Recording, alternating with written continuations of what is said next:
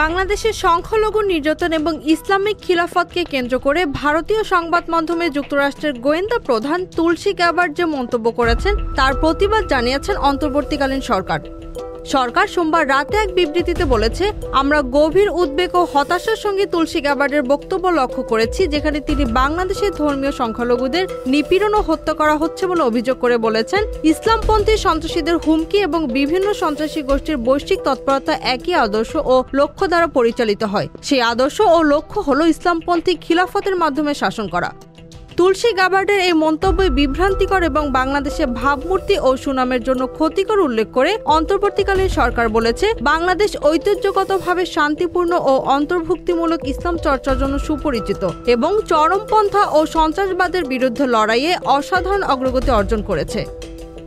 গ্যাবার্ডের মন্তব্য কোনো নির্দিষ্ট প্রমাণ বা অভিযোগের উপর ভিত্তি করে করা হয়নি বলেও বাংলাদেশ সরকার ওই বিবৃতিতে দাবি করে। বিবৃতিতে বাংলাদেশ সরকার উল্লেখ করে, রাজনৈতিক নেতাদের ও দায়িত্বশীল ব্যক্তিদের উচিত সংবেদনশীল বিষয়ে মন্তব্য করার আগে সে বিষয়ে সম্যক ধারণা রাখা এবং ক্ষতিকর গদবাঁধা ধারণা ও ভীতি ছড়ানো বা সাম্প্রদায়িক উত্তেজনা উস্কে দেওয়ার মতো কোনো কিছু বলা থেকে বিরত থাকা।